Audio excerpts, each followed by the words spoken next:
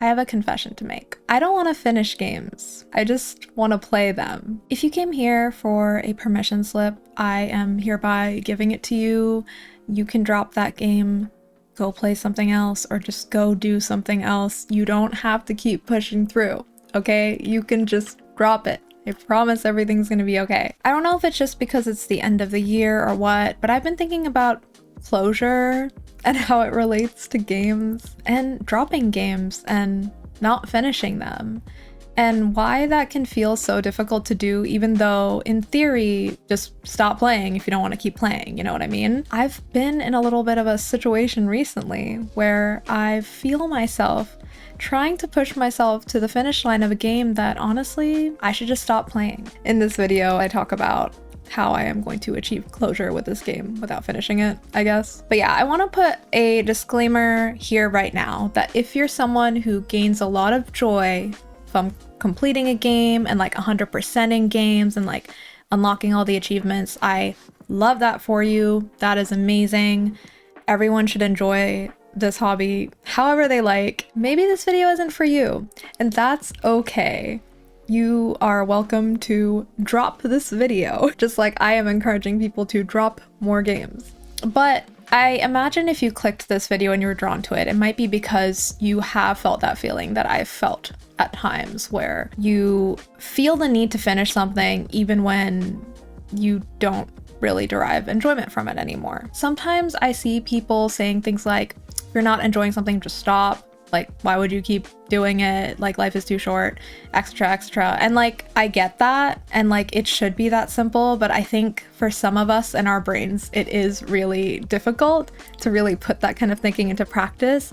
Even if we do believe our time is precious, it can be hard to pull yourself away from something that you've invested so much time in. So in this video, I just want to talk a little bit more about what it is about our brains that makes it hard for us to move on from a game and leave it unfinished. Also, what in gaming culture in general and the way gamers tend to approach their gaming collections that makes it so hard to leave games unfinished. And then in the second part of the video, I want to go into how to achieve closure, even if you're not going to finish a game, how you can get your brain to kind of stop ruminating on it and not like let it feel icky in your head, like, ew, I left this game unfinished, and just like feel at peace with it, you know, because I feel like we all deserve to feel that.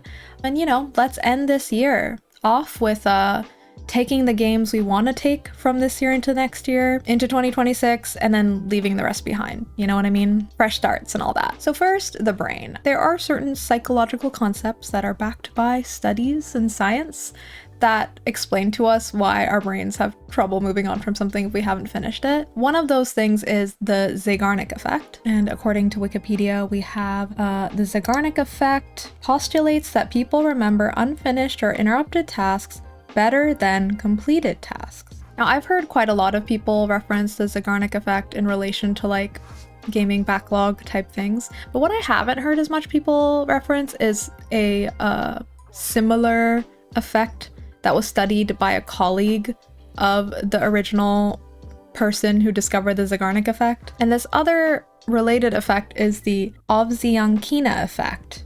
And this describes the innate human urge to finish tasks previously initiated. This tendency to resume an interrupted action is especially prevalent when the action hasn't yet been achieved. So the Zeigarnik effect and the Ovsiankina effect together explain why our brains dwell on things that we leave incomplete and the urge to go back to something that's incomplete. And that applies for fun stuff like games too, unfortunately. So I think there's a lot of talk in productivity spaces about how to use these effects to actually get yourself to get things done more, and how to plan more effectively and things like that. But what I found was difficult was when I was looking up how to be okay with leaving something unfinished, given that we know these psychological effects are at play. I couldn't really find much material on this. And even if you get more specific down to like gaming backlogs, I find that all the videos are always about how to finish the games in your backlog. They're not about kind of evaluating your relationship with your backlog or deciding maybe some games you don't have to finish, and that's fine, and maybe you'll just play them a little bit and not a lot, or you'll drop games and go back to them from time to time, and that's okay. Like, I feel like there's this general obsession in gaming culture with like finishing games. And again, I already gave a disclaimer saying before, if that's what you enjoy doing and you like approaching gaming that way, that's totally fine. But I'm concerned more with people who feel maybe like I do, where sometimes it can almost feel like overwhelming. I would say I don't feel this way that often anymore, but I felt the creeping of this feeling with playing Story of Seasons Grand Bazaar recently, which is when I became aware that I still kind of struggle with this to this day, and I've never really figured out how to address that feeling of, I haven't finished this game and it's like staring at me, like it's in my Steam library and I'm staring at it and I feel bad somehow, even though I know I don't have to play it, it's totally fine. It just still feels bad. And I feel like there are other hobbies that kind of deal with this in a way that I like more and would like to take from. For example, in reading and with books, you'll often hear people talk about their DNF piles. So DNF is like did not finish, I believe. And so, you know, it's like a book that someone decided not to finish for whatever reason. And of course, you could argue whether it's good or bad if you're DNFing a lot of books, whatever. Like, there's probably a deeper discussion to be had there. But the point is, it's like a pretty common kind of thing to talk about. And it's like even encouraged to DNF something if you're not getting what you wanted out of it. But with games, I feel like we don't really talk about that as much. I mean, we talk about the disappointment when a game doesn't live up to our expectations and like dropping off, but I don't necessarily, at least in my algorithm, in my circles, hear people talk about just like kind of joyfully stopping playing something if you realize it's not for you, if that makes sense. I think it might be because in gaming, we use the term backlog, and backlog itself is meant to mean a list of unfinished tasks that you are supposed to complete, like you're obligated to finish them. This has always been a pet peeve of mine because I have worked in tech, and so hearing the word backlog outside of a work context and in my hobby is really upsetting for me. Like, I hate it. I'm really trying to like erase the word backlog from my language when I talk about games, but it's hard because I'm so used to it. But it does have a negative connotation for me just because it makes me think of, again, tasks I'm obligated to finish, and I don't want to feel that way about games. I've heard other people suggest like using the term library or collection, and I think I definitely prefer those terms. But if anything, I am really liking the idea of even just thinking of my games more like the way I thought about and treated toys as a kid, like toys in a toy box, where it's like, pick it up, play with it when you're feeling like it, and then put it back. And maybe you'll come back to a toy often if you really love it. Maybe you'll play with a toy only in certain contexts, like every time your friend's over, you might get a certain toy out, but otherwise no. Maybe you'll put a toy down for a long time, but then you'll reconnect with it a little bit later. I do think I just like the idea of that better, and just that gets more at the idea of pick up something, play it, not pick up something, finish it. You know, it almost feels like sometimes we're supposed to like pick up a game and like squeeze all the juice out of it, like get everything possible out of it before you like put it down, and that's when you're done. And I just don't want to feel like I have to do that. Again, if you enjoy that, great. But I think for some of us, it can feel like another obligation. And when you're an adult, your life is already full of obligations and responsibilities. Like, we don't want to be feeling that way when we're engaging in something that we're doing in our free time, whether that's to relax, to unwind, for entertainment, for fun, or even to be emotionally moved, right? Games don't always have to be fun, but we are always playing them to have an experience that we value. And if you start valuing that experience less because you're not vibing with a game that you're playing, then you shouldn't have to stick with it. Anyway, that was me kind of babbling about why I think this feeling of, I have to finish all these games and I own these games and I must finish them, where that comes from. And especially that feeling of like, while you're playing a game, putting it down feels like so sacrilegious almost. Like, it's like, no, I must finish it. So that's where it comes from. And like, that's why I think it's not so easy to just drop a game, because it's both our brains and psychology and the gaming culture that kind of makes us feel like we have to stick with stuff. But now I want to get into what you could do to maybe make it easier to say goodbye to a game, to put it down without finishing it, and just feel okay inside with that decision. Now, I actually struggled with finding tips for this because, as I said, when I looked this up, like, no one's talking about how to drop games and feel okay about it. Everyone's just talking about how to finish games. But from my understanding of just like managing like an overwhelmed mind in general, which I am very familiar with, one thing that can really help is getting what's in your brain outside your brain, right? And this is something that also there is some science behind. Like, it can definitely help to like write things down if you have a lot of tasks in your head, right? Like putting them to paper can be really helpful to make you feel more at ease. So taking that principle, I want to experiment with doing a sort of closure ritual, if you will, with games that I'm dropping. And I'm testing this out, and I'm gonna like do it with Story of Seasons Grand Bazaar to start with, and I'm gonna take you through the process in this. And then I'd like to continue doing this for any games that I drop in the future, and to see if it helps me move on from games feeling better, even if they're unfinished. So I'm gonna take us through a series of prompts essentially, and I'm gonna answer them too and show you what my answers are in order to kind of take away something from the experience of dropping a game. And so there's different ways you can do this if you want. You could answer the prompts by writing them down in a journal, whether that's a paper journal or an iPad journal, which I like to use. You could also just write it down on Post-it notes. It doesn't have to be something you keep.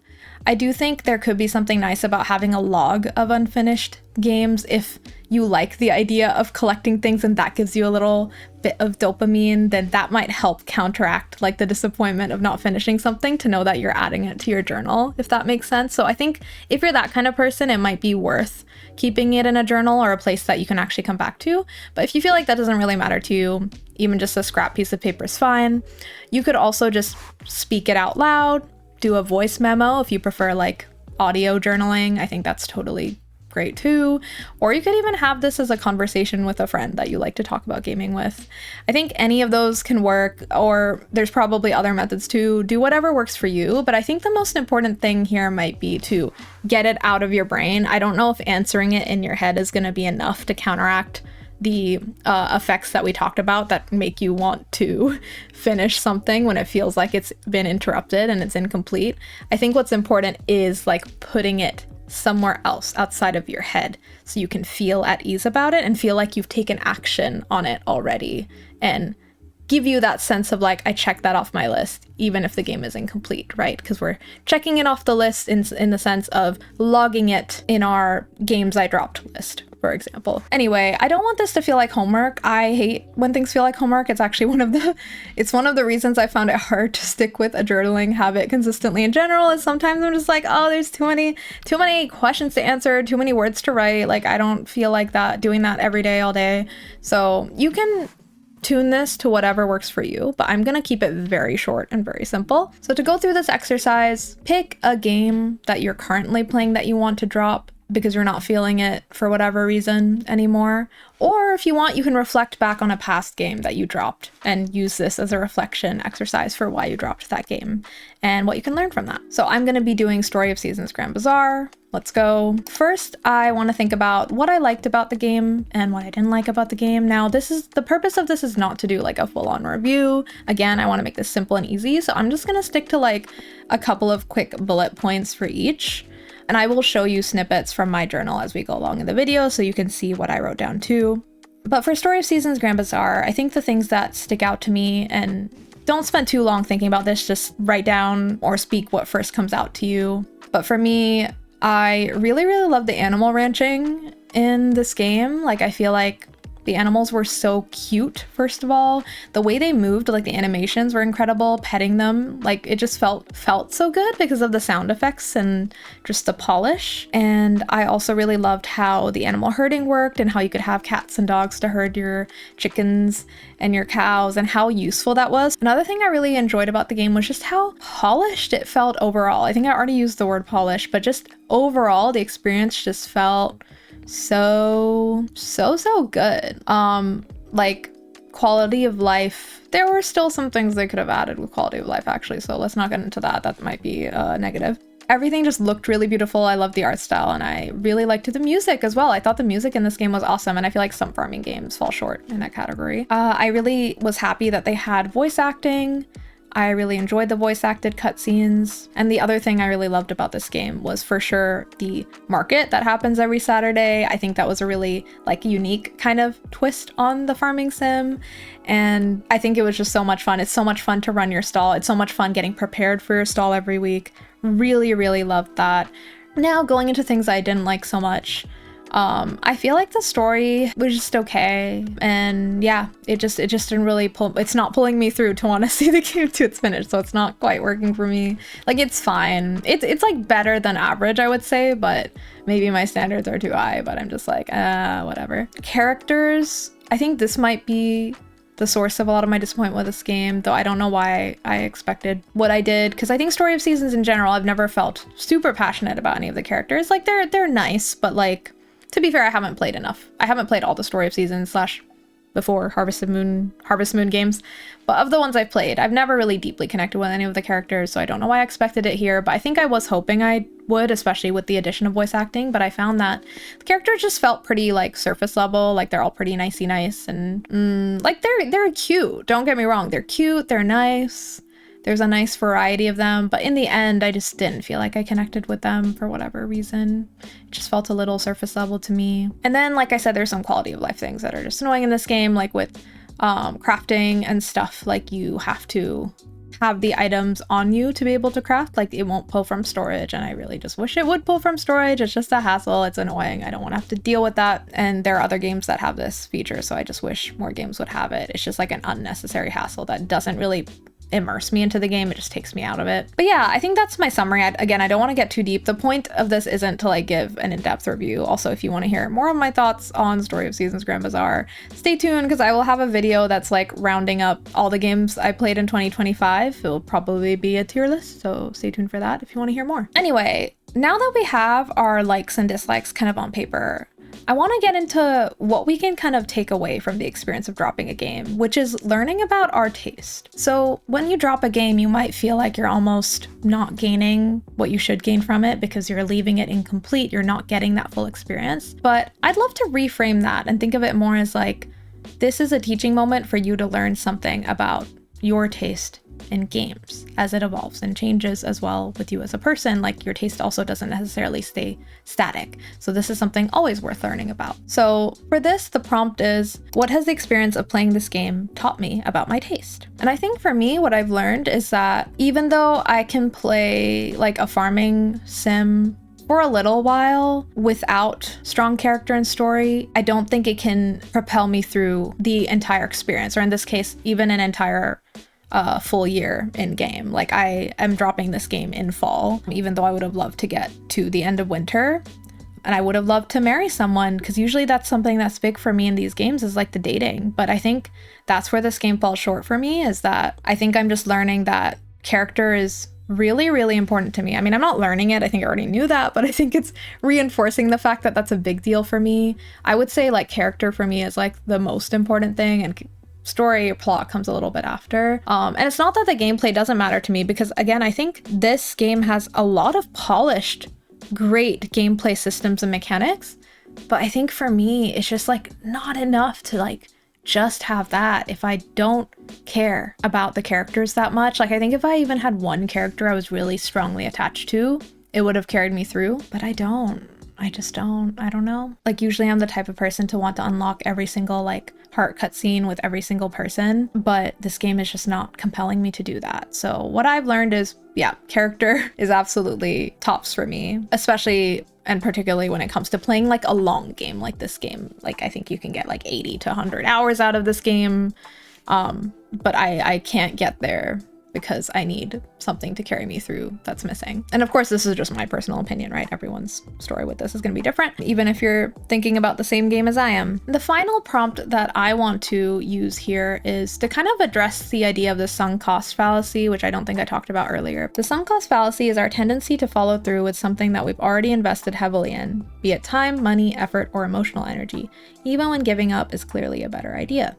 But in terms of dropping a game, I think a good way to combat the sunk cost fallacy of feeling like, oh, I spent all this money on this game, or I've already spent all this time on this game. For me, I've already spent like 50 hours on Story of Seasons Grand Bazaar, so part of me just like, why not play through one more season, at least romance like one person, get all their hearts, and like marry someone, you know, like why not at least do that and like see the plot through to the end. But the way I'm combating that is I want to think about what I would rather be doing with my time and the other things I could joyfully be doing. So the question here is, what will dropping this game allow me to do with that time instead? So for me, I'm thinking I have like a personal rule for myself where I don't really let myself play multiple games of the same genre at the same time. So I do play multiple games at the same time because gaming is one of my main hobbies.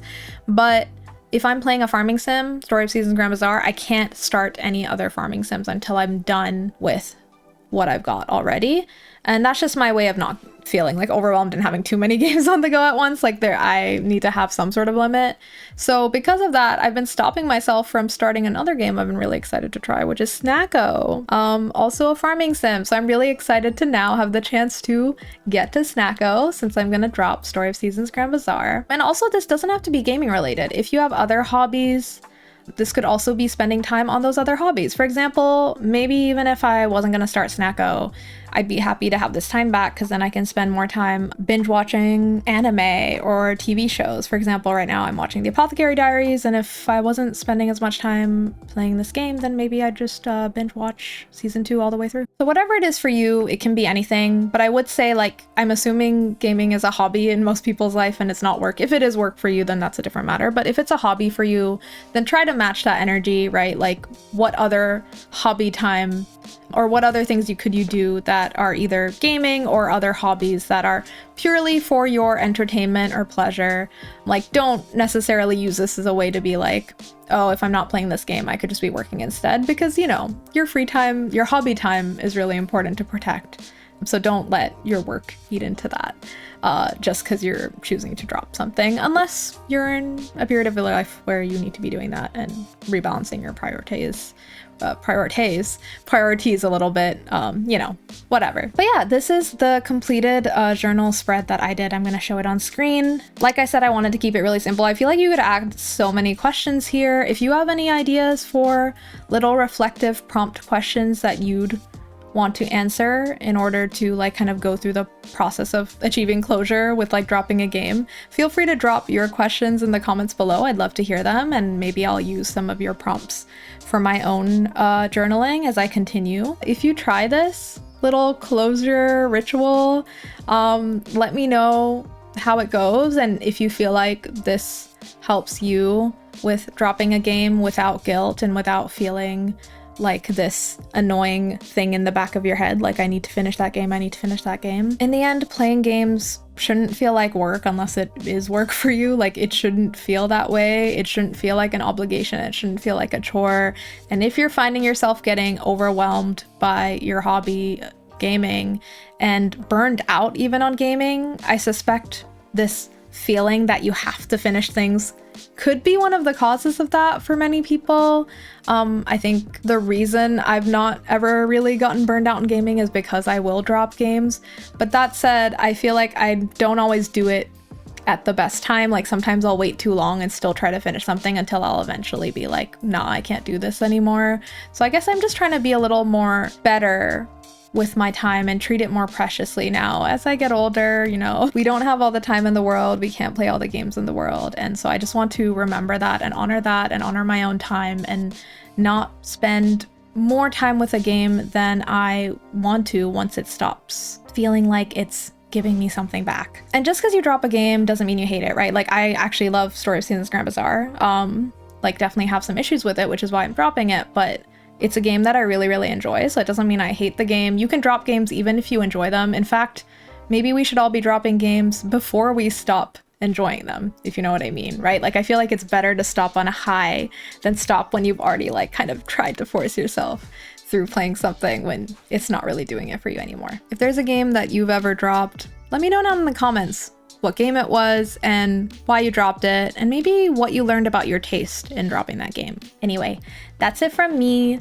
Thanks for watching, and if you liked this video, feel free to like it or hype it, whatever. You can subscribe if you want to see more videos like this from me.